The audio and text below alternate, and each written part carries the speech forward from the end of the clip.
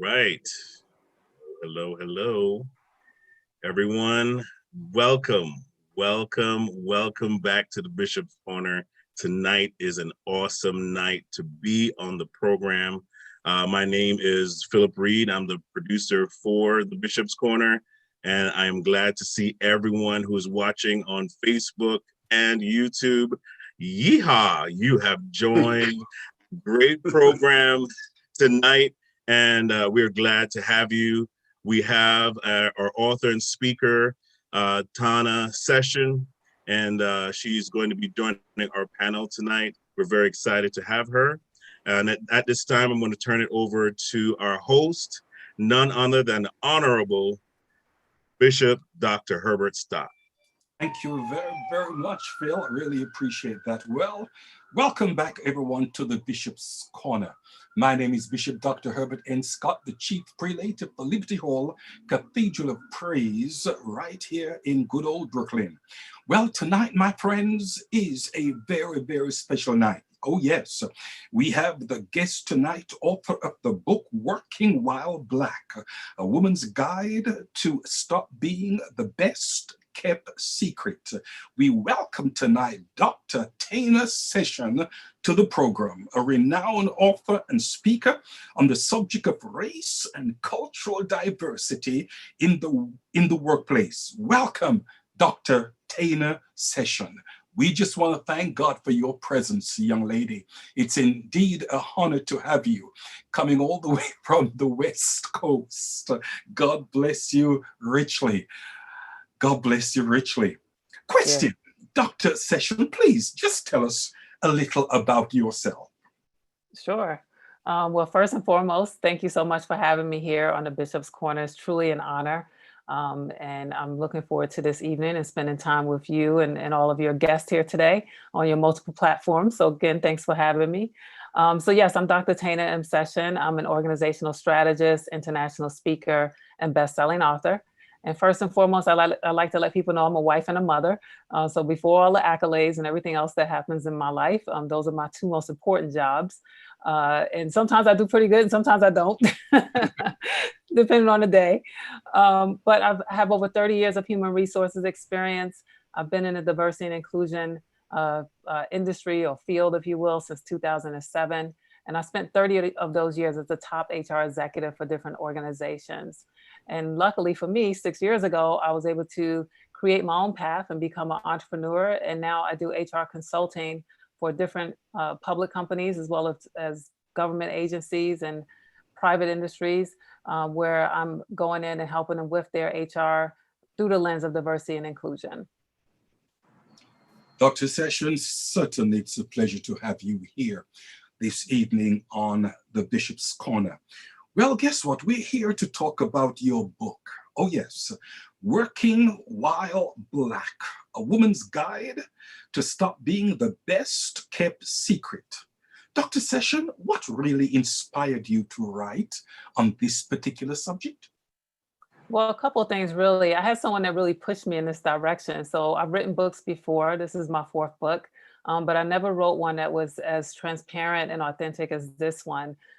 So I had a colleague or friend, Dr. Lois Frankel, and she wrote the New York Times bestseller, Nice Girls Don't Get the Corner Office. And I was sitting on her board of her nonprofit, and she said, Tana, you know, I have a lot of Black women that come when I do speaking engagements about my books, and they oftentimes are asking me for advice on how to handle certain situations. And a lot of these I've never faced before because first and foremost, I'm not a Black woman. And she said, based on your background and your experience, especially the fact that you've been, you know, the head of HR for different organizations, I can only imagine that you probably have a story to tell that can help address some of those issues that they've come to me with.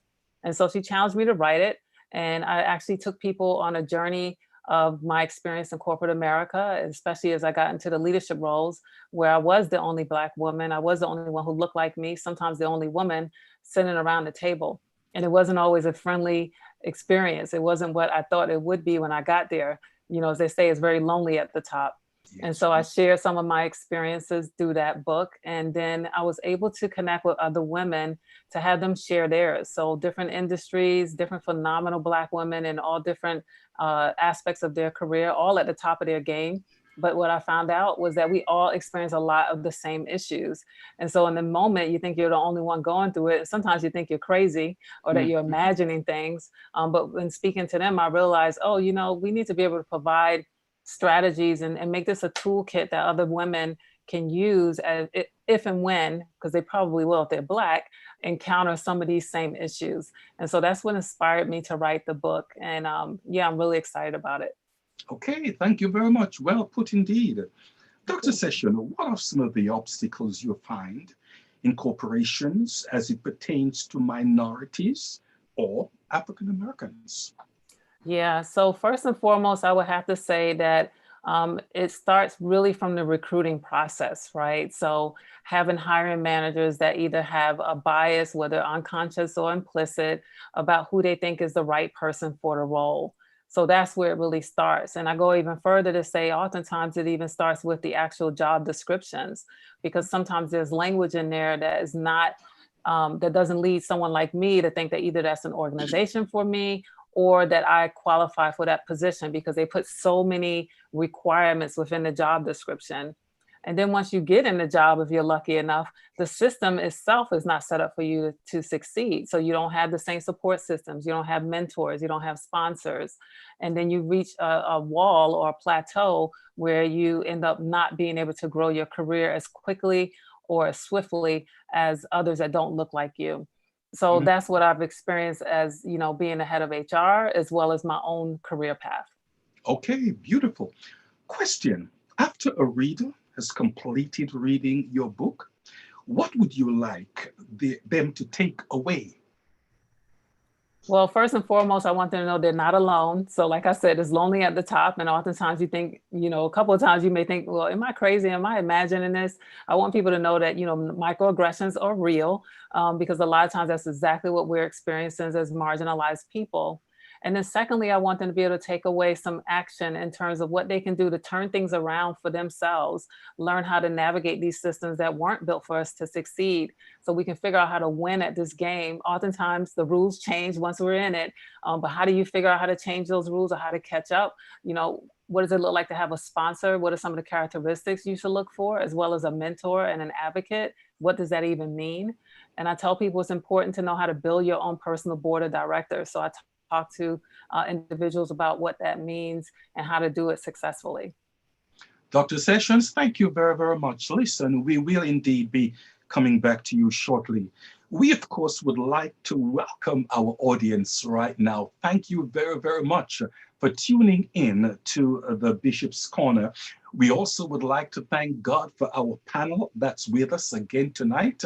We thank God for the Reverend Dr. Heather Francis that's with us. Thank the Lord for Apostle Lucianne Roas. Thank the Lord for Bishop Neville Wollaston and also Pastor Richard Mackenzie. So glad to have you all here with us tonight. We are on the subject of racism in the workplace. And as we have been discussing this subject of racism, question, how are we to address this issue when we are confronted with it? I want to put this question, first of all, to our panel. We'll start with Reverend Dr. Heather Francis and then over to the Apostle. Well, first of all, good evening, everyone. It's so good to be back in the Bishop's Corner again. I look forward to this session every week. I look forward to interacting with all of you. It is a tremendous blessing. Particularly, I want to give God thanks for our Dr. Session for coming on. She's such an accomplished woman of God that I really just give God thanks for her. In response to your question, how do we address it? I want to just go back or revisit an experience that I had, particularly in corporate America. Many years ago, I worked for a Fortune 500 company, and I had gotten to the place in my life that I achieved a great deal of knowledge and experience in finance. And I was the only Black woman in a very large company, the only Black and the only female in the finance department as an accountant. And it came time for my review. And the young man who sat me down to do my review, he wasn't the original person that hired me. He actually inherited the position. He sat down with me in the room, and as he pulls out the paper and we're about to go over my progress, he looks at me and he says, you know, if I was here when you were hired, you would not have gotten the job because I don't hire roaches. And so he was referring to me as a roach, meaning a Black person, not particularly a woman, but a Black person. But on top of that, here I am, a Black woman. And I believe that we experience the greatest variety of microaggressions in corporate America. As Dr. Sessions said, 40% of Black women are questioned with their judgment as compared to 36% in white women and 27% in Black men. That's a fun fact. It means that when I did my work, I presented it with a spirit of excellence, meaning that when I submitted my spreadsheets, my financial spreadsheets, I checked my numbers over and over and over again to ensure that whatever I was presenting, there were no questions by my male counterparts, and let alone my white male counterparts. So I was on top of my game. I made sure that I crossed every T, I dotted every I did exactly what was expected of me and even exceeded that. I was salaried, so therefore I put in the extra hours to accomplish my job. And I made sure that if I had to be there from 9 to 5, I was there from 7 to 7. So I put my time in just to make sure that no one had anything negative to say about me. And so I'm sitting there in front of this manager who's telling me that he wouldn't have hired me because I'm a roach. And immediately I became very offended. And of course, my response was to walk away. So I got up, I walked out, and I immediately went to the human resources department. And there was one young lady in there that was a sister, an African-American sister. She wasn't the head, but she was second in line under the manager. And so I thought, if anybody's going to have my back, this young lady is going to have my back. And so I go to her, I tell her what happens, because that's the protocol that we should follow in corporate America, right? If you experience racism, you should address it. So you go to human resources, you go to the system that has been put in place so that you can voice your grievance. And so I told her what happened. Of course, I was a bit angry, emotional at the same time, because this is my livelihood. At the time, I was a single woman. I'm paying my, I have to pay my bills. I have to pay my car payment, my insurance. I have bills to pay, but I'm not going to be belittled by anyone by any means, none at all. And so she looked at me, and after I calmed down, she said to me, I understand, I feel you, I empathize with you. I'm really sorry about what happened to you. But my suggestion to you is for you to go back.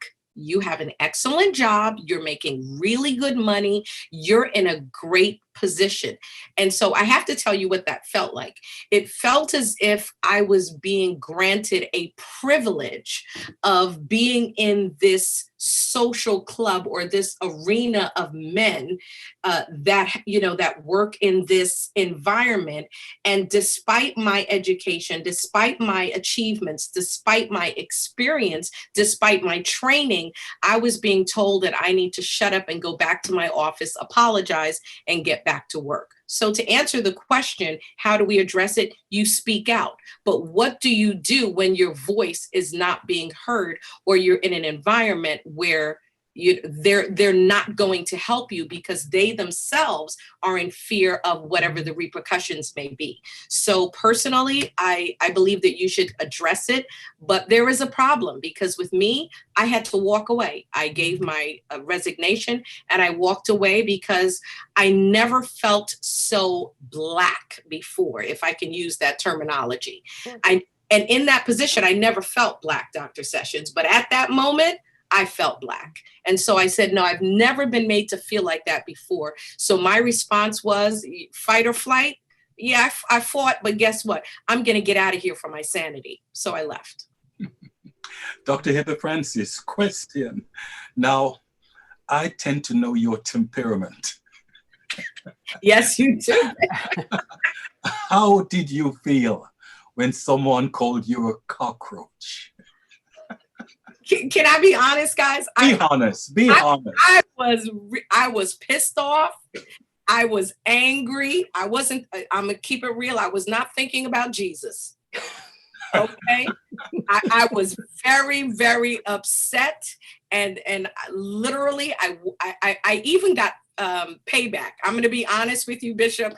If it was now, I would not have done it. But you have to think back. I mean, this is back when I was like maybe, I don't know, 23, 24, around that age. And of course, that's, more than 25 years ago. So of course I wouldn't do it now. But you know what I did? I was actually so angry about it that I sat and thought about retaliation. I wouldn't do that now, guys, I don't recommend it, but I was I'm going to be honest. Listen, we want to be real on this show. We want to be real. So Bishop, you know me, I was really angry, and I had acquired, what do you call it? The little, guys, help me. What is that? The little stick that you put in the thumb drive. Yeah, thumb drive. Yeah, the thumb drive. So I was responsible for doing the bank reconciliations for 124 stores. At the time, I had 122 complete, and I had 2 more. And I was responsible for coming up with the policies and the procedures and how to actually go about doing it for the loss and prevention department. And so it had never been done before in the history of the company. No one actually came out with a manual on how to do it. So they asked me to do it. So from the first day I started, I was there for about 7 years, and I was there for a long time. And so I did it. I started there when I was young, and I worked my way up, and I was really proud of what I had achieved. And for this man to look at me, beautiful black me, and tell me I'm a roach. What? I said, you know what? When I was done, Bishop, with that thumb drive and my complete manual, it was over 100 and something pages. I had it all on the thumb drive. And the day I was leaving, the entire company, over 2,000 people, gave me a going away party. And he was the only person that did not come. And it was maybe 50 people were Black out of the entire 2,000 people. And he made sure he left a note on my desk that said, please make sure that you leave the thumb drive. I said, okay, no problem. And when I was ready to leave, Bishop, I took my briefcase, I took my papers, and I took my thumb drive. And that was my payback because I was angry. And that was my way of getting back. So I was upset, Bishop. I'm not even going to lie. Listen, we thank God that at that time the rapture did not come. Thank you, Jesus. Thank you, Jesus. Apostle Roas, please weigh in that same question, sir. Would you please? Apostle Roas.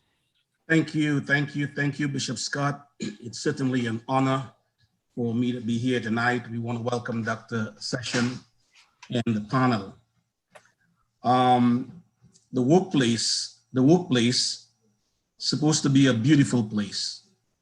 Some people, Bishop, would rather, we like to get paid for what we work, but some people would rather get less money and be in a place where they enjoy the workplace or where they love what they do. So it was Khalil Gibran, the Lebanese writer, who says that work is love made visible. Work is love made visible. And so when a man goes to work, you want to be respected, you want to be honored. You don't want your manhood to be challenged.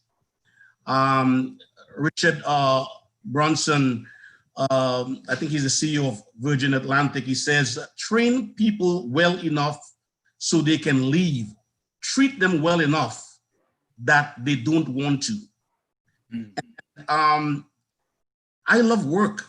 Work is in the Bible. But working in a place that you're not treated based on performance, but on preference. And so in America, it's a problem. What's the population of Blacks in America? 14%, about 40 million. And there are only 3 Black CEOs of Fortune 500. In the history, there were 2 women, none at present. And I'm not just here to give you a bunch of statistics. In the NFL, for example, there are 70% of the players are Black. Only 3 coaches, no owner. The NBA, there's about 80% colored. One principal owner, you know who it is, Michael Jordan, Charlotte Bobcats. So now it's not just the days of Jim Crow where there was white only bathroom, but it seemed like there was only white only corporate America.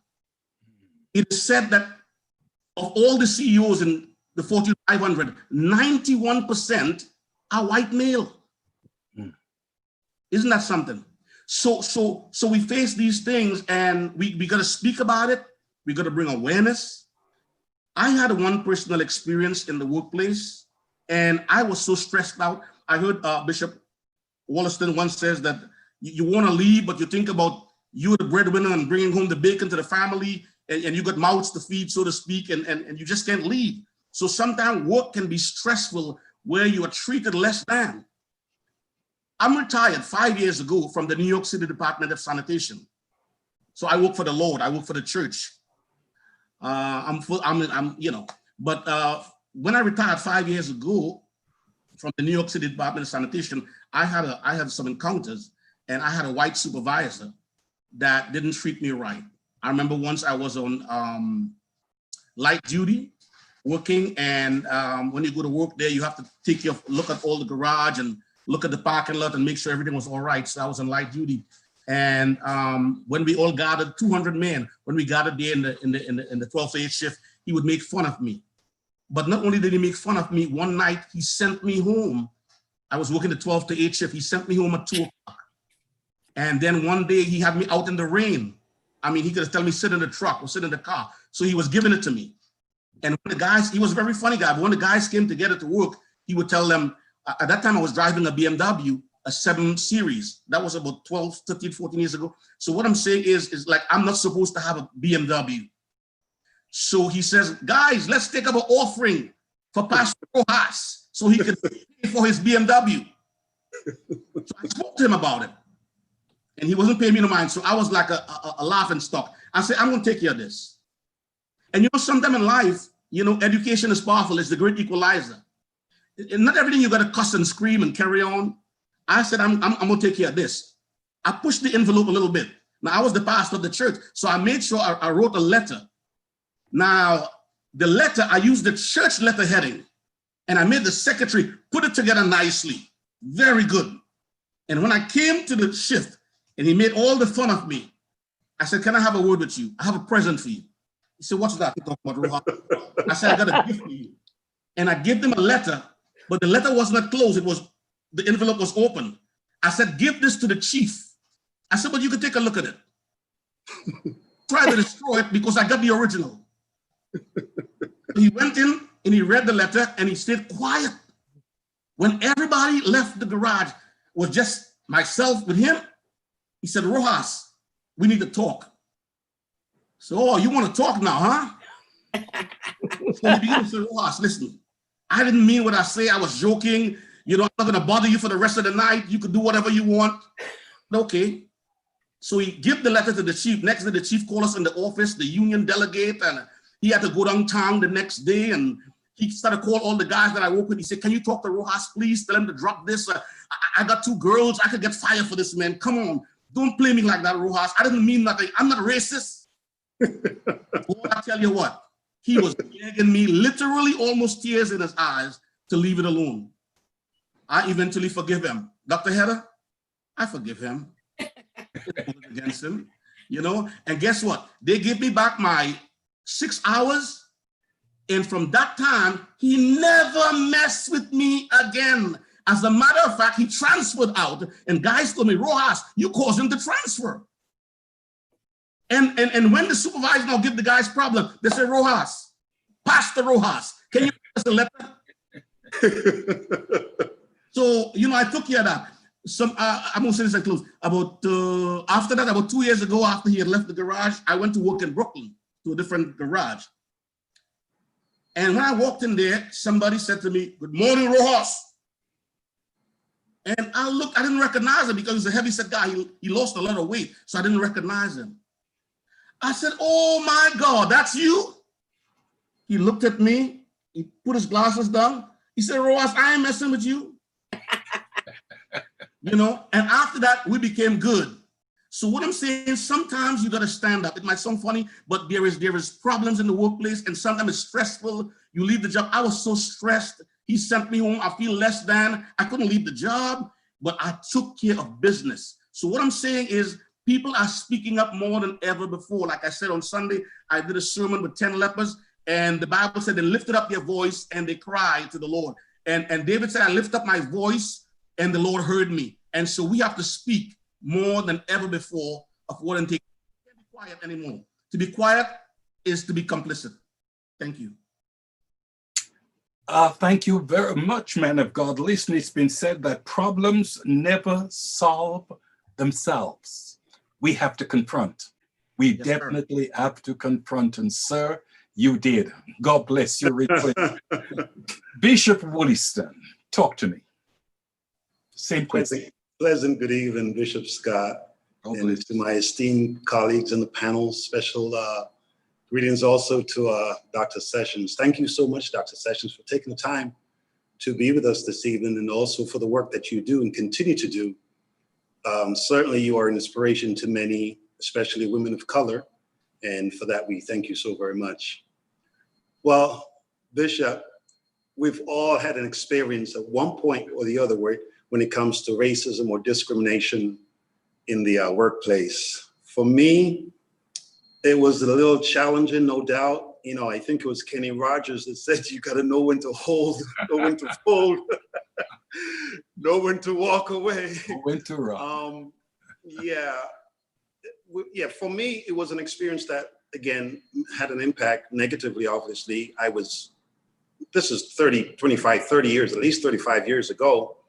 Here I am, young, married, couple of kids, my wife, only breadwinner, and had several unfortunate situations in regards to discrimination and harassment. I had to make a decision, a concerted decision as to what do I do? I'm the only breadwinner. Do I walk away? Do I stay on with my ego being bruised?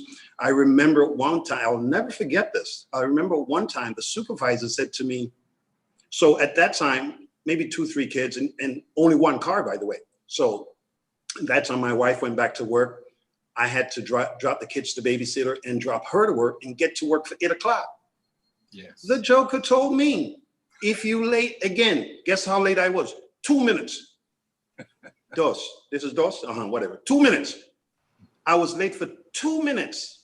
And he told me, if you're late again, I thought you get like 5 minutes grace period, 7 minutes grace period. Child, let me tell you, did I not? It was, you think about this. You're trying to keep the roof over your head because that's what you're taught to do, So back then it was a little more challenging and difficult, but I think today we're in a different place. Thank God for that. So we have, whether it's HR or PR and some of these companies, they're making sure that they don't get into these kind of situations because bad publicity.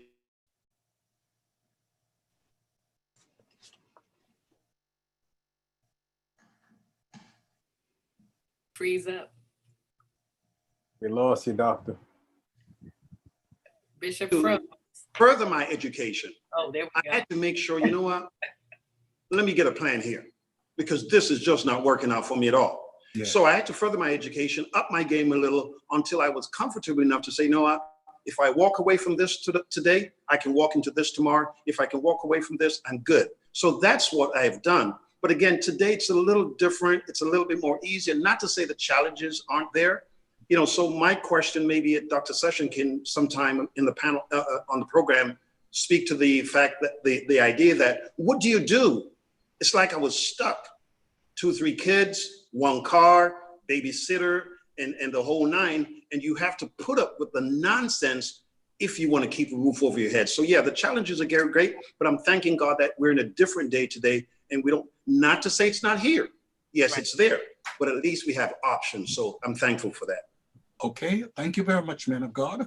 Okay, this time we'll be asking Pastor Richard McKenzie to weigh in. All right, good night, everyone. Bless you, Bishop Scott.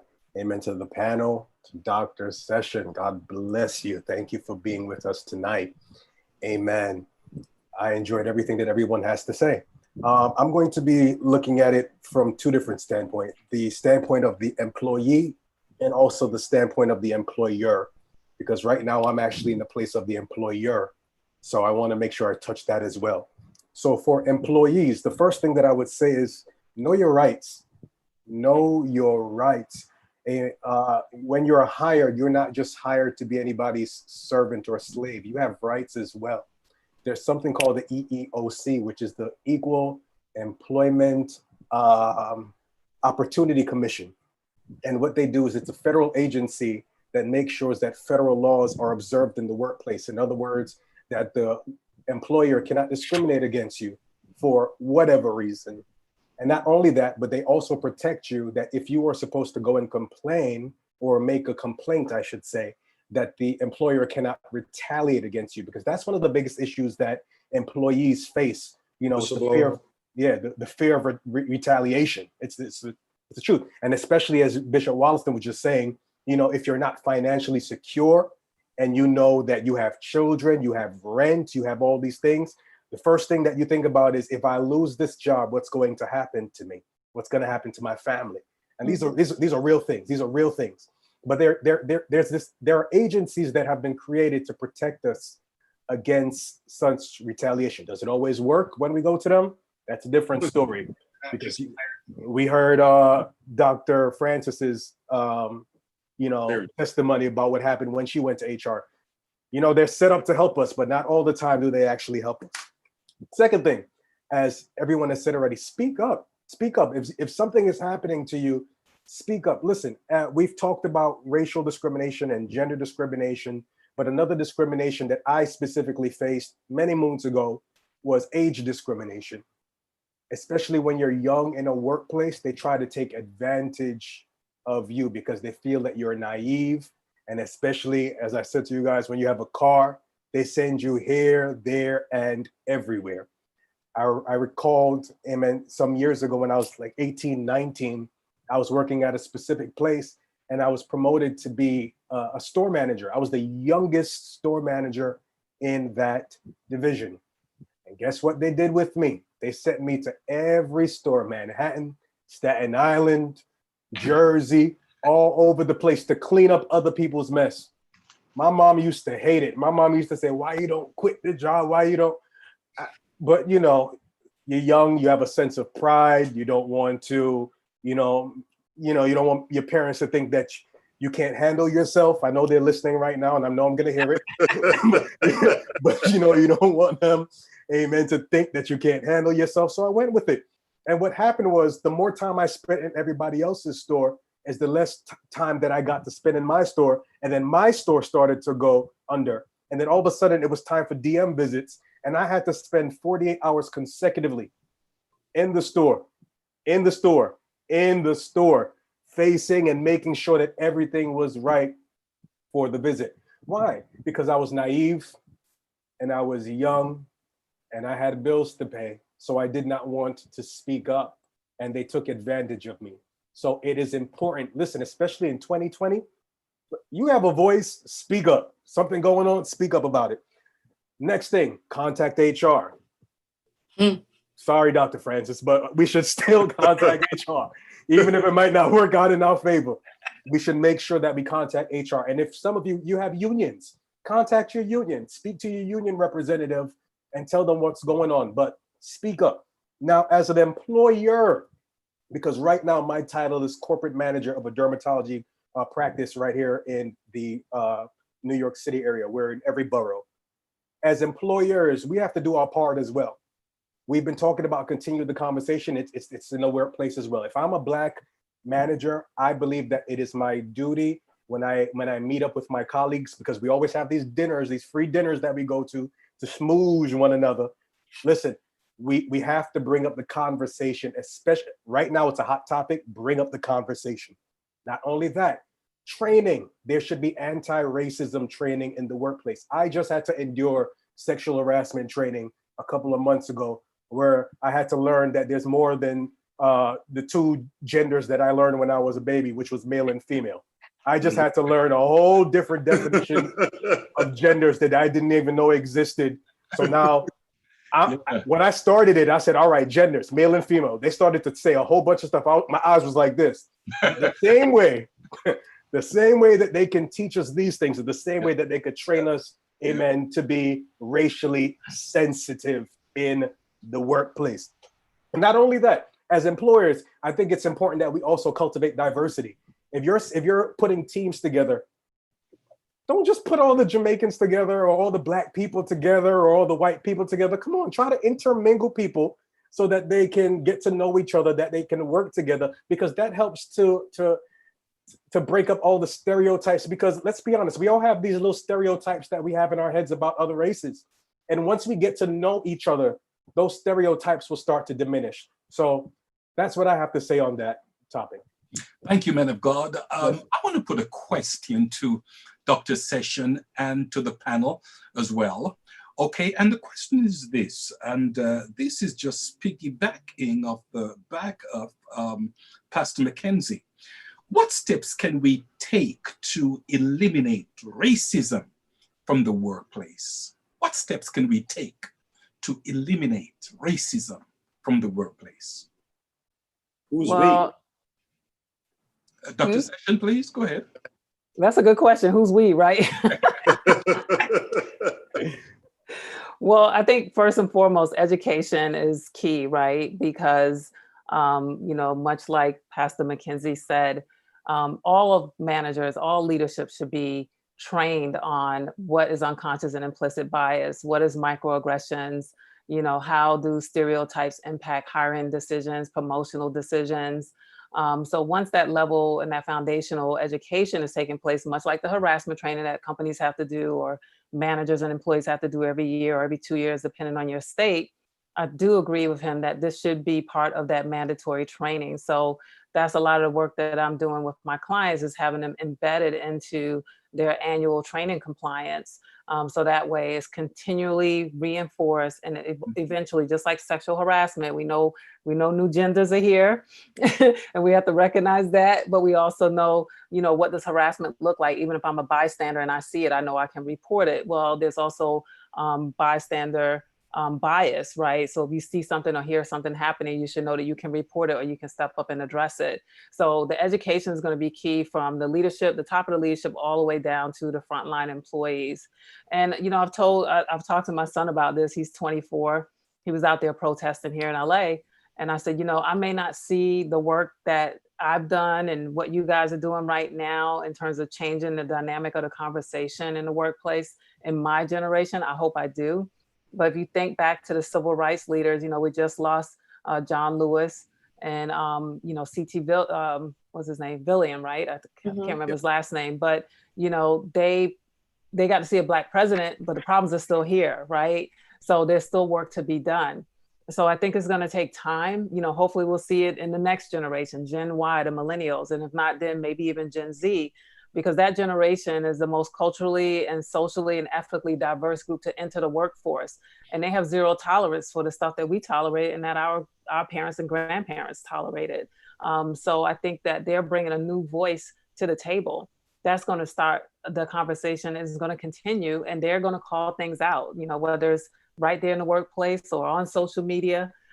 This whole cancel culture is being driven by them and the actions that they're taking right now. So they know the power of their voice. They see the impact of it pretty quickly. And you see a lot of companies have come up and apologized and addressed their issues. And, it's because this generation is forcing, pushing the envelope.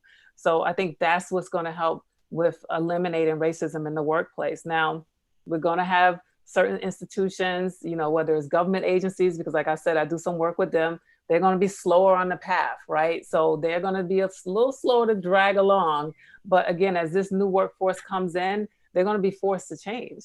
We had to change the way we do business because millennials started entering the workforce. That's why a lot of cubicle walls came down. You had open workspaces because they came in the workplace and they said, hey, we need to be part of a team. We need to have this interaction with each other. This is what we're used to.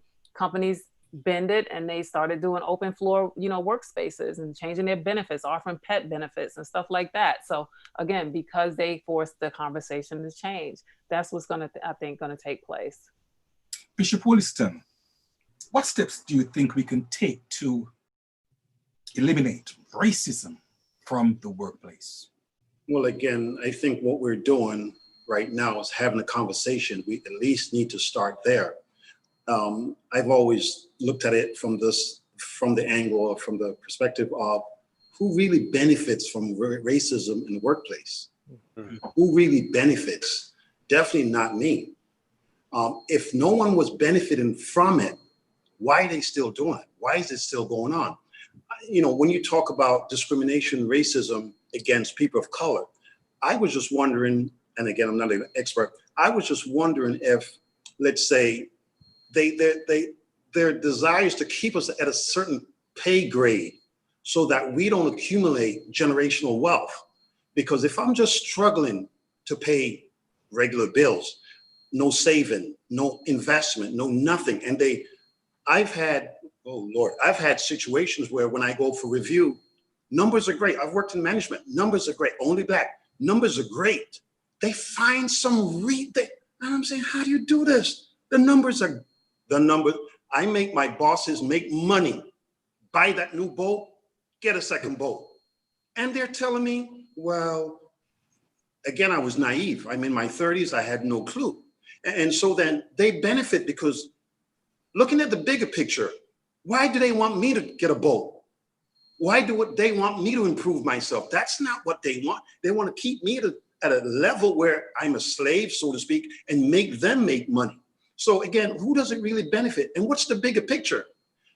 Generational wealth for the whites or the Caucasians, it's a way of life. For us, it's primarily non-existent because again, if I can barely manage savings, investment, college funds for my kids, no, I'm just trying to survive. So I'm just wondering if there's a bigger picture to that. Mr. McKenzie, you touched on it, eliminating racism in your answer. But let's just stretch it a little further. What do you really, really think we can do to get rid of this thing in the workplace? Key word is rid.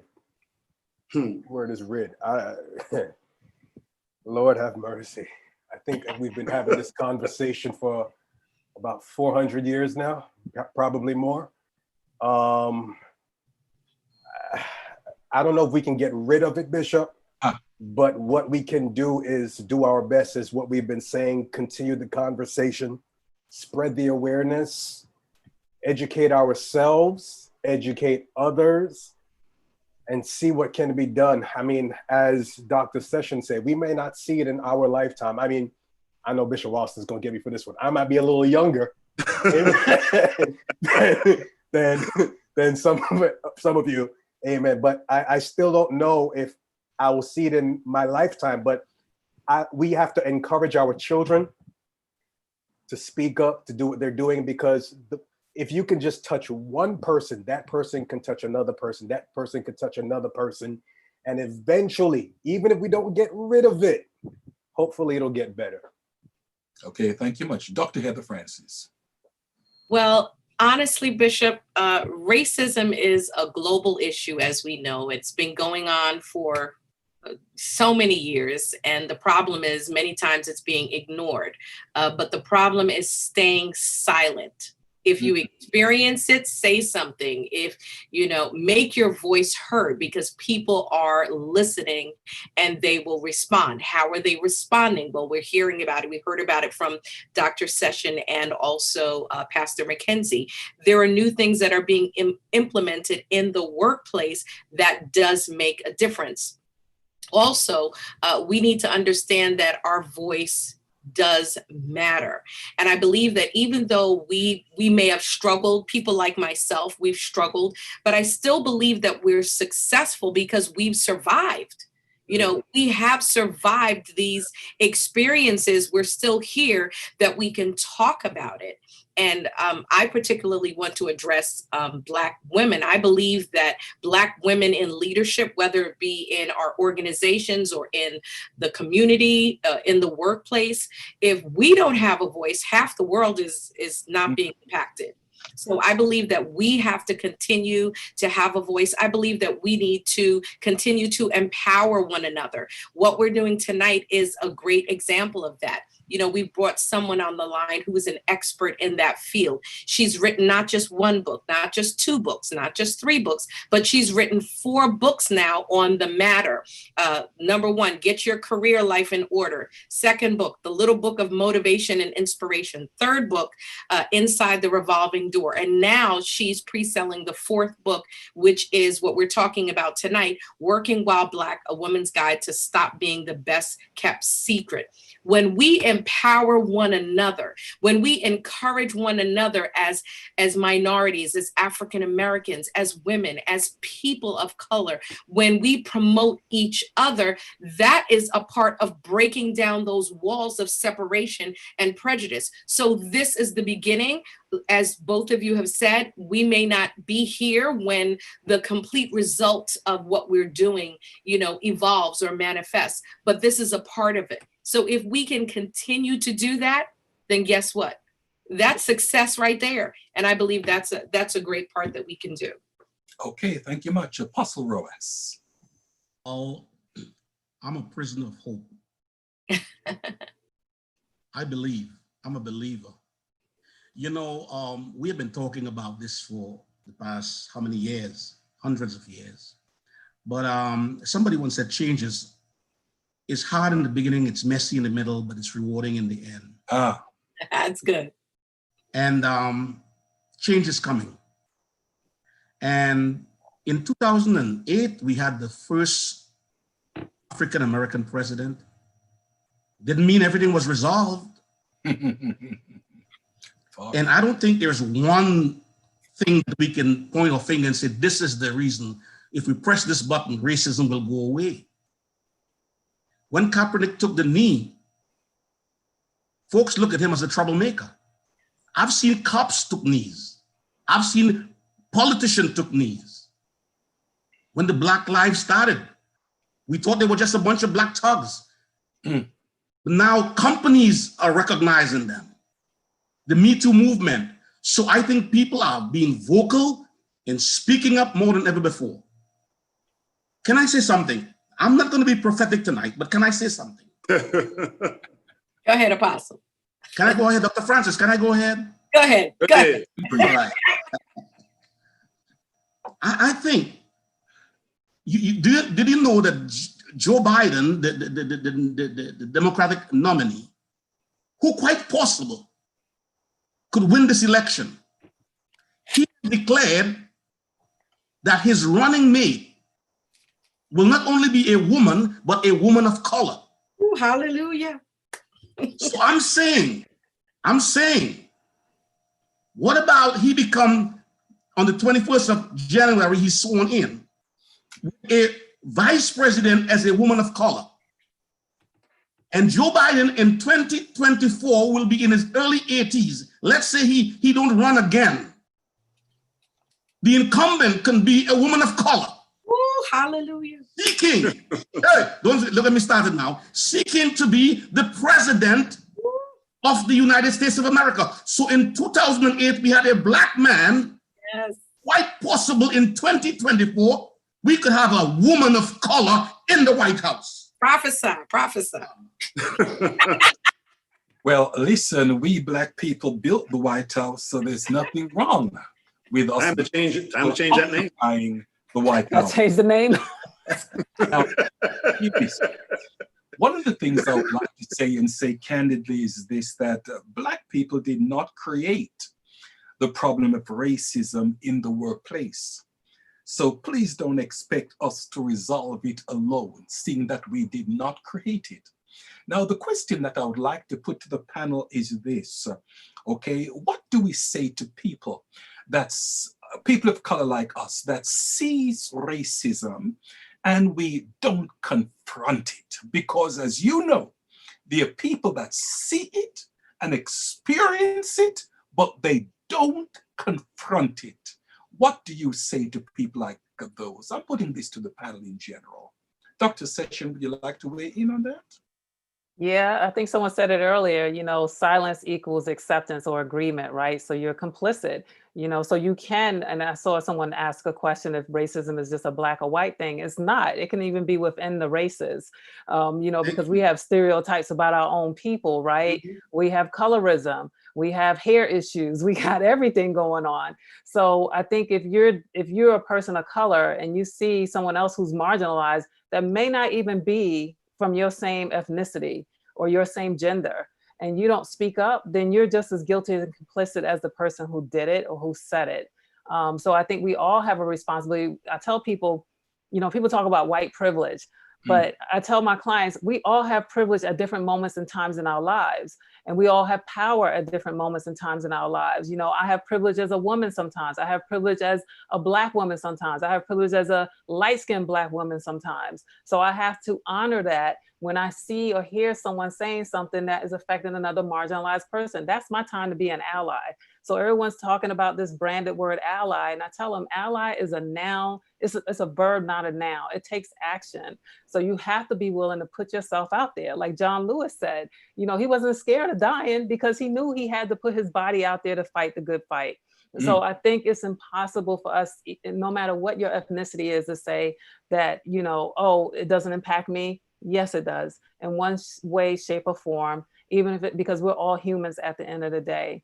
So it's something that we all really need to look in the mirror about and really think about what part are we even playing in this, and what can we do to really help change the narrative and the language and the conversation, because we can't all play victim. We just can't. We can't sit back and say, oh, it's not my problem, it's for the white people to fix it. No, we all have a part to play in this. And it's true what you said earlier. We shouldn't have to live it and defend it. I agree with that. So yeah, some people need to educate themselves first before they come asking a bunch of questions. We shouldn't have to do the heavy lifting. But I think we also have a responsibility to have teachable moments every single moment that we can. Thank you much. Bishop Williston, what can we say to those that do not confront racism?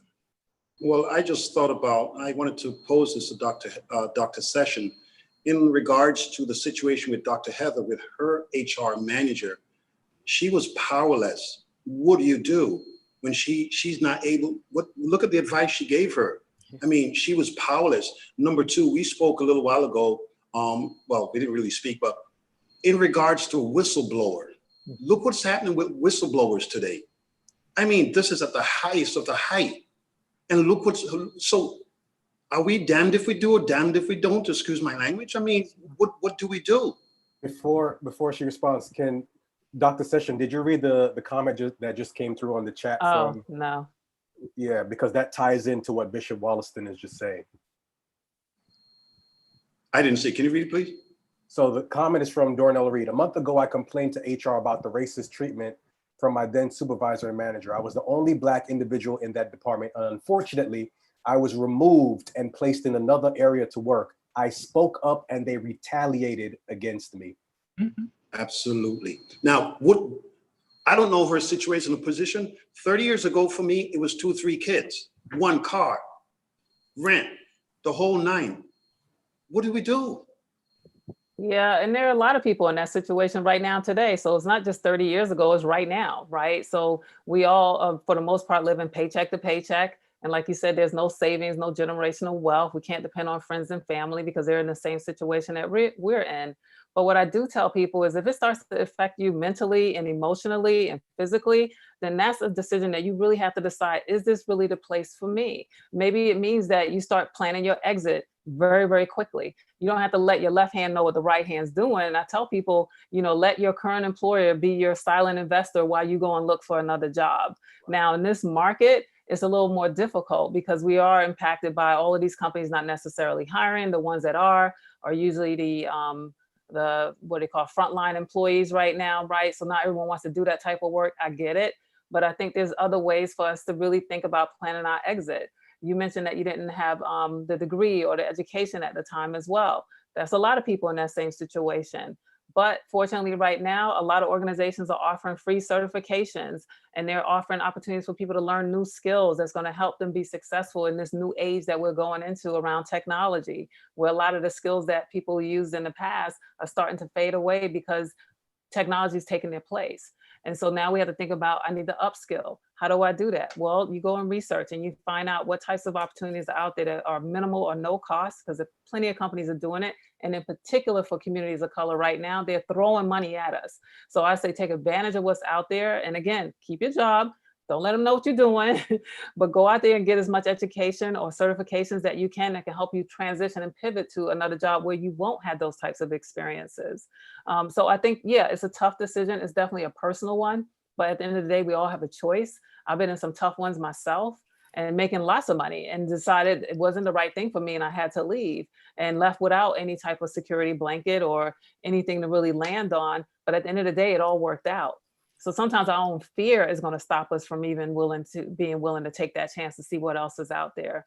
And, you know, that's not to say you're not going to encounter problems at the next job. I most certainly did, but you learn how to navigate through that. And then you learn how to set yourself up for success going forward. I shared with you guys before. I'm sorry. Dr. Sessions, the person that just made the comment in regards to the racist retaliation she's experiencing on her job, would you suggest that she further this with the EEOC? I would actually. I think if there's no one above the HR that she can go to, let's say whoever HR reports to, and nowadays, again, I don't know what industry she's in or what company she's in, a lot of companies are being a lot more sensitive about this because they don't want the negative PR. I think someone mentioned that too. So there is an opportunity now for us to have the voice that we didn't have before. And I say we should use it. So maybe that means writing a letter like, what is it, Apostle, I think Rojas said that he wrote. Yes. So perhaps you write a letter to the CEO and you let them know what happened. Now you want to make sure you dotting your I's and you crossing your T's, because if they come back and they go through your file and they find out that there was some other issues here, that's going to turn bad on you. I'm telling you that from an HR experience. So make sure your stuff is clean and clear, and then you take it to the next level. And if you still don't get results, then you go to the EEO, or maybe you do it in conjunction of, oh, and by the way, I want to let you know I filed a complaint with EEO. That's going to get a lot of people's attention, just like when Rojas did it on his job. Right? Dr. Heather Francis, would you like to weigh in? What do we do to people, or what do we say to people that refuse to confront?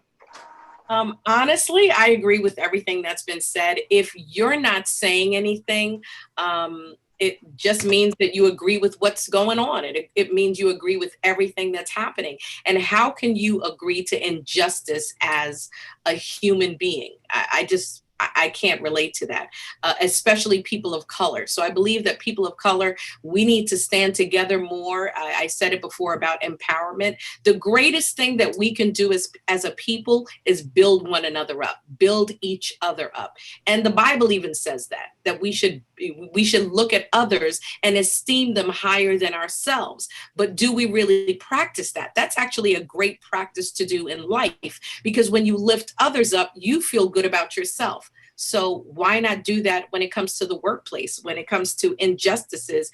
Talk about people who are being marginalized, especially Black women, because we have a double burden. We're marginalized based on our gender, based on our race and ethnicity. So it's like we get a double whammy when it comes to being marginalized in the workplace. And unfortunately, it has a domino effect. When you don't say something or help someone else who's going through, as women, we carry a burden of having the effects physically. We have higher level of stress, anxiety, depression. And then, but yet still, we have to be these wonderful mothers. I'm a single mom, so I've been doing it for over 25 years. And then and if you're a wife, oh, you still have to be the wonderful, perfect wife on top of the stress and the anxiety. So overall, it affects all of us. When it comes right down to it, there's a lot of areas of your life, because then now your family life is being affected. So not saying something and not doing something is an injustice to each other. Apostle Rojas. I think it was Benjamin Franklin who said an investment in education gives the best return. And going back to the word of God, it says, my people are destroyed for a lack of knowledge. And information is the greatest commodity on planet Earth. We need to be informed. As people of color, we can't just cuss and shout. We gotta use the power of the pen. And sometimes we gotta keep on speaking and keep on fighting. I mean, the girl said she spoke and people retaliate. But I think in this time and era, as Dr. King said, we will not remember the words of our enemies, but the silence of our friends. Mm. Even with racism in the workplace, but even what has been going on in this climate and this era, some of the, even I may say the white evangelical, they are not even saying anything. You know, today is for me, tomorrow's for you. They're not saying anything. I mean, some are speaking up more, and even the church. We like I said, we are having this conversation not because we are angry Black people, but it's relevant. It needs to be discussed. To have a conversation. And I'm not saying, yeah, we could swing for the fences, but like I was saying, let's just get a single. In NFL, let's get the first down. In basketball, let's just get a basket. We got to keep chipping away. We can't stop. We can't get frustrated. We can't get fatigued. We can't throw up our hands in despair and say, I'm done. So if we could be smart in how we handle things and be informed and be educated, I think it will help us. So I believe we can't stop speaking. Sometimes we feel like it falls on deaf ears, but we gotta be informed and speak and use our voice as a tool, as a weapon. Thank you much, man of God. Pastor Richard McKenzie. Praise God. Just to piggyback on what everybody has been saying, speak up. Reach out to your labor boards, as it's being said right now. Contact the EEOC. Listen, stop being somebody's beating stick. Especially right now, me personally, I look at it this way, that a lot of time we talk about physical abuse, but sometimes the mental and the verbal abuse and the emotional abuse outweighs the physical abuse at times. Like, can you imagine, as Dr. Francis says, not only that, but you are so overwhelmed with what's going on that you even go home and probably take it out on your family, you take it out on your wife, you take it out on your children, all because of what's happening.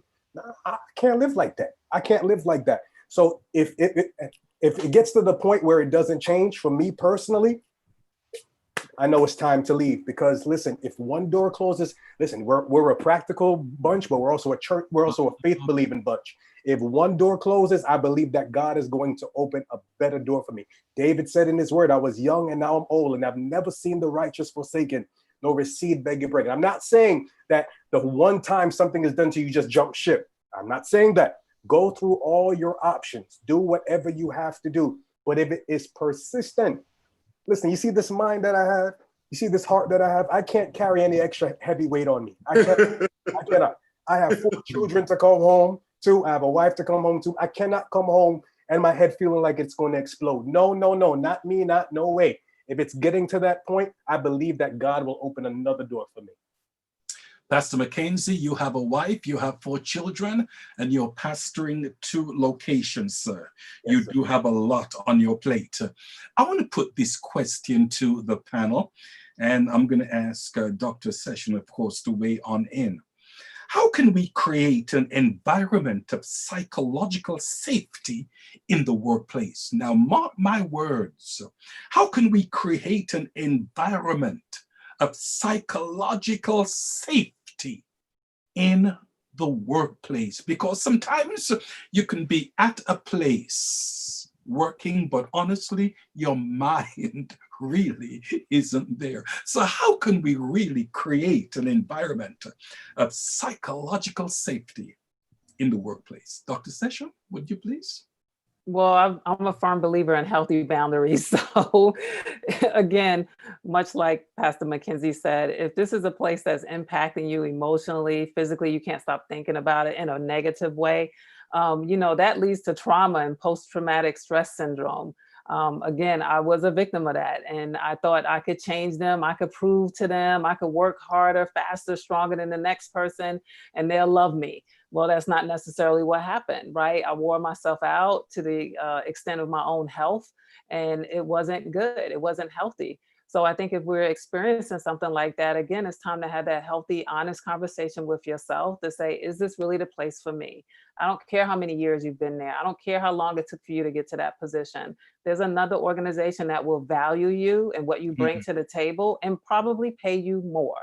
So, that's the part that like he said, it's about the faith, right? Like sometimes it's the side of a mustard seed, but you gotta believe in it and be willing to take that chance for yourself. You got to put yourself first, because at the end of the day, I'm telling you, I've sat around these tables with these executives for many, many years, and I still do it as a consultant. And at the bottom of the day, what matters to them is the mighty dollar, So yes, you may think they love you and they all know your name. But at the end of the day, when they have to cut costs, the only thing they see is a name on a piece of paper, and they're just going to slice right through it and keep on going without any emotional attachment to that. So just know that there is no loyalty in business. It's disheartening for some to hear that, but it's the reality of it. Yes, companies are now having a new awakening to their own conscious about, how they've treated employees in the past and what can they do about the ones they currently have and the ones that they eventually want to recruit. So there's a window of opportunity there for things to change. But until they do, to protect your own psychological welfare, you have to set those healthy boundaries and then know when enough is enough. Just walk out the door. Dr. Sessions, I'm 3 years away from retirement, getting the big full package. What do I do? Yeah, take a leave of absence. Don't quit. No, hypothetical, by the way. Yeah, but that's real. It's ways to work the system. Okay. I've seen people go out on FMLA. I've seen people go out on workers' comp to ride that wave to get them to that date, right? So they haven't been terminated. They're not, they haven't quit. They're still an employee. And at the end of the day, they still get, I've seen it done. And I'm like, what can we do with this employee? How can we get them off payroll? We can't. They're protected. So yeah. Use your options. Wow. Use your options. Oh man. Gotcha. Thank Dr. you. Heather Francis, how can we create an environment of psychological safety in the workplace?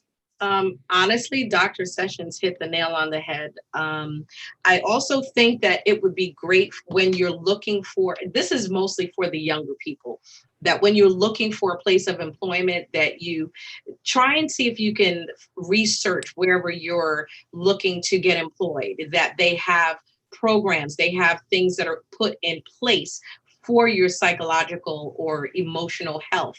I know I worked for quite a few companies in my lifetime, and very few of them had it, but they did have something in place. They had resource numbers, resource hotlines, and departments that you could call if you needed help or if you needed emotional problems, psychological problems. So there are things that are put in place in companies that can help you.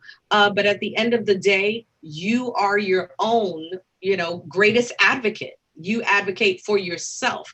And so you have to be able to recognize and know when you're not being valued for your true worth. So you have to know what your self-worth is. And once you know what that is, like, listen, I've always been a self-advocate, and I believe that I'm not going to allow anyone or be in any environment that devalues me or what I know my worth is. So it's very personal. I believe that your psychological and emotional health, it is personal, and you need to take ownership of that and be responsible for your own self and know when to fold. Amen. Is there anyone else on the panel that would like to weigh in on that? Very quickly, Yes. from the employer's perspective, because again, I told you I am one.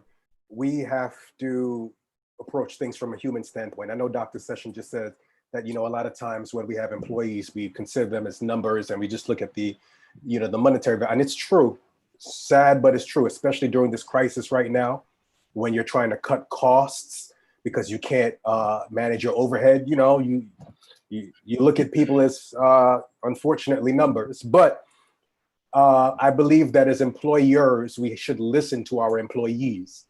We should be empathetic. Like, I literally had an employee some months before the pandemic come to me, and she broke down.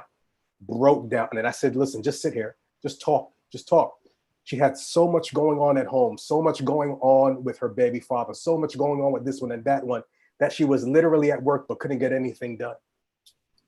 I said, listen, if you need some time off, take some time off. I'm not going to fire you. I'm not going to let you go. You do what you have to do. You get your mental back together. And when you're ready to come back, you come back.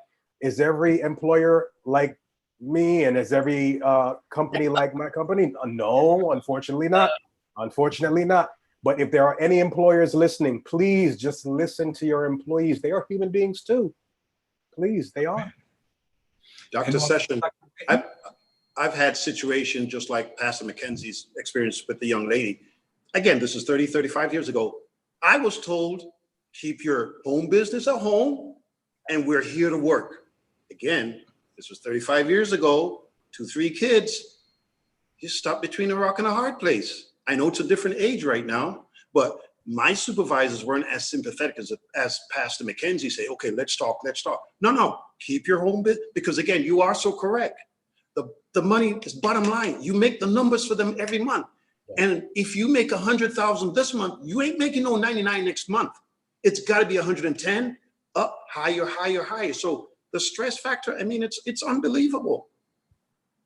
Yeah, and you're right about that was one of the things that, especially being head of HR, that I would sit across the table and tell people. So I was guilty, but things have changed. You're right. Things have changed, right? And in particular now over the last 4 months, I've talked to many organizations and, been a keynote on different events where the message is that the workplace invaded our home now, right? We didn't invite work to our house. We didn't say, come on in and follow me 24/7, be here 7 days a week because of this pandemic, right? So a lot of people are working remotely.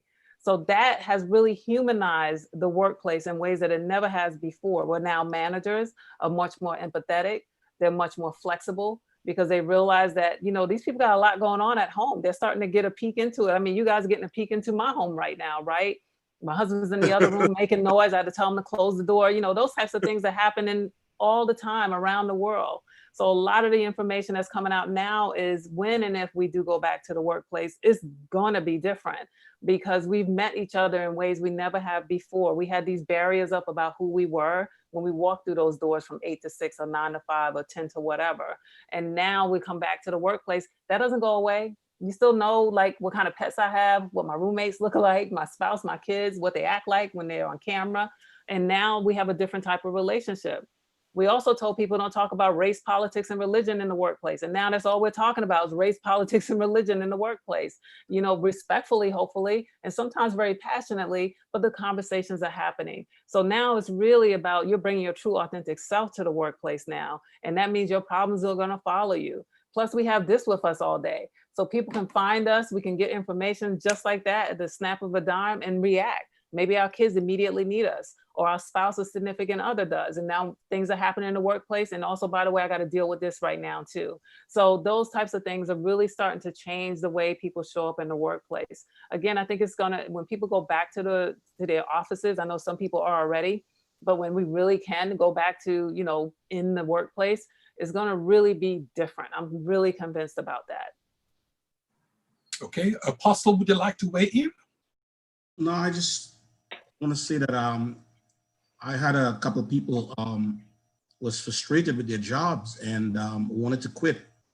And in this pandemic season, it's hard to quit your job to get something else because so many places are closed. And I remember personally when I went through what I was going through on my job, it was so demoralizing. It was so depressing. It was such a stressful situation to deal with. And I think when companies create a good working environment, I think workers can be more productive. I think they can the company more than likely would gain from a happy worker. I believe a happy worker is a more productive worker. So when the environment is healthy and peaceful and there's harmony, I think we can all perform better. But when you're performing under stress, it's such a hard thing, I mean, you spend so much time at work. Some people spend more than 40 hours a week at the workplace. And if the environment is toxic, somebody wants to, you can bring it home to your house. It can affect your marriage. It can affect your health. So, like Khalil Gibran says, work is love made visible. And work will be beautiful. People should, I want to go to work this morning. I can't wait to go to work. I got friends there. We got good bosses there, good supervisors. But when you're going to work to a place that is toxic and there's tension and there's blackmail and there's racial tension and backbite and gossip, I mean, it's not a healthy environment. Yeah. I'm not really into numbers, but let me just throw this question out. How common is racism in the workplace? How common is racism in the workplace? Is it everywhere? Talk to me. I don't know if it's everywhere. I think it depends on, what kind of culture they've cultivated, right? So that's going to drive it. Peter Drucker, he's a big HR expert and educator, and he said, culture eats strategy for breakfast. So if the company's culture fosters that from the top usually, or somewhere in the middle with some management level, then it's going to exist, especially if it's not addressed and there's no zero tolerance policy, which a lot of companies are starting to put into place now, is a zero tolerance policy on racism. I've never seen that before. And now I think it's also about, sometimes it's so embedded that you have to wait for so many people to leave for it to go away, right? Whether that's voluntarily or involuntarily. So I don't know that it's everywhere. I think there's definitely microaggressions, and then a lot of times there's going to be bias. Now, is that based on racism? Probably on stereotypes more so than racism. And some of those stereotypes can be based on racism, depending on their exposure or lack thereof. But I can't really just with a broad stroke generalize it and say that it's everywhere. Anyone else like to weigh in on that? Well, let me ask you this last question here. Are there any way that we can approach racial equity at the workplace? Racial equity. Is there a way for us to reach racial equity at the workplace? Bishop Scott, you're asking these questions and you start with the we, and I'm always asking, who are the we? We, the Black people, we, the employee, we, the employer. I just want a little bit of clarity. Who is we? Yeah, who's we and us? If I'm on the other side, what incentive do I have? Right. Well, let me rephrase that then. This is not a reflection of your question at all. I'm just thinking out loud. I understand. Well, what do you think of that question? Is there any way that racial equity can be reached in the workplace? I think it can be reached if the powers to be want it to be. Yeah. Only if they want it to be, because unfortunately the burden shouldn't be on us. We didn't create this thing. And for some, it's like white folks who say, okay, I don't understand. So help me to understand. Mm-hmm. I don't understand your plight. I don't understand Black people. But can we talk? Help me to understand. What do you do? Dr. Heather Francis. Well, honestly, Bishop, how can we change it? How can we, honestly, you have to be at the point where you think that I can use my difference to make a difference. What do I mean by that? If I'm in a different position than you, if I have a different perspective than you, especially if I'm in a higher position than you when it comes to being in the workplace, then I can use the different status that I have, or the different platform that I have. If I can use my difference to make a difference in your life or in our environment, it's all about understanding that if you have something to bring to the table, and with what you have to say and your position, if you can make a difference, then do that. Use your influence. And many of us have influence in different ways. Sometimes people don't even understand or realize the impact that they can have and the influence that they do have. Every single one of us sitting here right now on the panel, we have influence. And if you can use your influence or your difference, or how you're different than me, how you can use your influence to make a difference and make things better. Even for me, if you can come into my world and come into my arena and use your influence and make a difference, then so be it. The problem is, a lot of times, because of the systemic racism, I know I say it a lot, guys, but it's true. Because of the systemic racism that we have been born into, not just us, but our parents, whether you be immigrants or you were born here, because of what has been put in place, many times people don't have that understanding or that realization that you really can make a difference, and they don't understand their self-worth. And we have to get to the place where we realize we've been beaten down so much. Let's be real about it. We have been beaten down so much that we have to continue to build your own self. You have to get your own pom-poms, be your own cheerleader. And, you know, it's nice when you can have someone believe in you. I think it's wonderful when people have support systems, or a husband or a wife, you know, someone who can be that helpmate and be that co-cheerleader. But what if you're like me and you got me, myself, and I, and thank God I got the Father, the Son, and the Holy Ghost. You have to know who you are and be confident in who God has created you to be, and understand that your voice can make a difference. And so I have to realize that I can use my difference to make a difference. And if we can all understand that concept and that belief system, we can all, you know, be party to it and help. Dr. Heather. Yes. Dr. Heather. Yes. I barely made it from Mexico, Guatemala, wherever. I just got here. Listen, I got this little job. It's a janitor position. That's the last thing I'm thinking about right now. I'm thinking about my peoples back home. I'm trying to make a little something to send back to them. I'm going to have to deal with what I have to deal with to make it happen. What do you say to that? Bishop, you are preaching to the choir. You're preaching to a woman who came from absolutely nothing. When my ex-husband left me, I had zero, zilch, nada, nothing. And I worked from having nothing, absolutely nothing, needing to find people to help me. I literally would reach out. This is where communities come in. And I know that a lot of people don't understand that the advantage to being a part of a church is great. Oh, yes. Yes. If you are not in a church, find you a church, honey.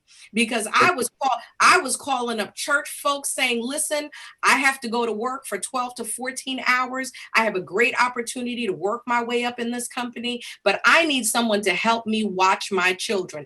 I had strangers. Of course, you have to screen them. You have to know them. Use that wonderful gift of discernment. And yes, I struggled. There were times when me and my kids, I will never again eat another Vienna sausage in my life from the dollar store. Hello, somebody. But now I can go to the store and buy Red Lobster. I can go buy my own lobsters and eat them, cook them, and even go to the country where they're making the lobsters and breeding them. Somebody. Hallelujah. Don't you bet so. To work our way up. It was not easy. It was not easy, Bishop, but I did it. It's not impossible. What I'm saying is, when you have drive and you have ambition, and when you have a desire to have a better life and to get out of the little one room that I was in, and I was struggling, you know what got me out of that little place? Starving. Wow. Being hungry. I was hungry. I was poor. I felt destitute. There were times when I was hungry. I had no food to eat. And I said, this is not going to be my portion. This is not going to be the rest of my life. I'm getting out of this room. I'm getting out of this limitation, because this can't be all God has for me. There's got to be a better life. And I busted my butt. Yes, I struggled. I had to pinch pennies, eat from the dollar store. But guess what? I'm not eating from the dollar store no more. Thank you, Lord. Amen. Hallelujah. Dr. Francis, whatever you've been drinking, give me some. Give me some. Don't tell us Give it's me some. Starbucks.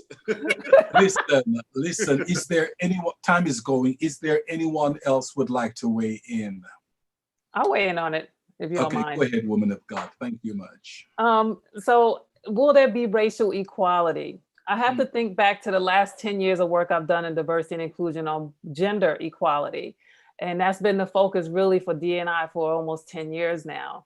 So we have more women in leadership. We have companies that have closed the gender gap between men and women in the workplace. And I think that, we're gonna have to do the same type of work, hard work that we did with gender equality. We're gonna have to do it with racial equality. It won't happen in every single organization at the same time. It won't happen in government agencies at the same time, but I think eventually it will. There's still some companies that are lagging. On average, Asian women make 97 cents on the dollar to a white man. White women make about 87 cents to the dollar to the white man. Black women make about 65 cents to the dollar of a white man. And Latinx women make about 56 cents to the dollar of a white man. That's just here in the US. Now, the World Economic Forum is saying it's going to take 200 years globally to close the gender gap. So if that says anything, then you know how long it's going to take to close the racial gap.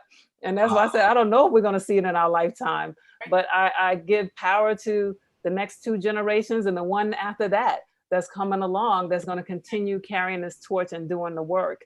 I think this tolerance level is going to continue to minimize, just like it is with the gender gap, where the next generation is coming in and saying, no, we're going to talk about salary. We want to know how much my white male counterpart is making, and I'm doing the same work. I need to be paid the same amount of money, or explain to me why I'm not. So they're being bold in those conversations. We're going to have to be bold in those conversations about the racial equality as well. Dr. Taina Session, thank you very, very much for that. Listen, time is of the essence and it's time for us to close. But I'm going to give each one on the panel, starting with Dr. Heather Francis, then over to Bishop Williston, then to the Apostle, and then to Pastor Richard McKenzie. Last but not least, Dr. Taina Session. Closing remarks. Dr. Heather Francis, you've got 30 seconds. Amen. We are in a different season. We're in a different world now. The world is revolving. It is changing every day. I implore you to change your mind's view, change your vision view of yourself, your situation, and life. And as long as you can believe it, you can achieve it. God bless you. Thank you much.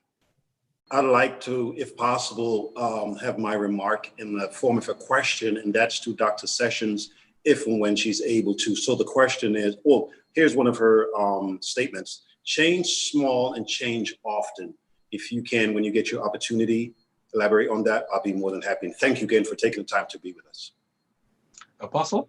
Well, I just want to say thank God tonight. It was a beautiful session. I enjoy every bit of it. And it's just so important to address the issues.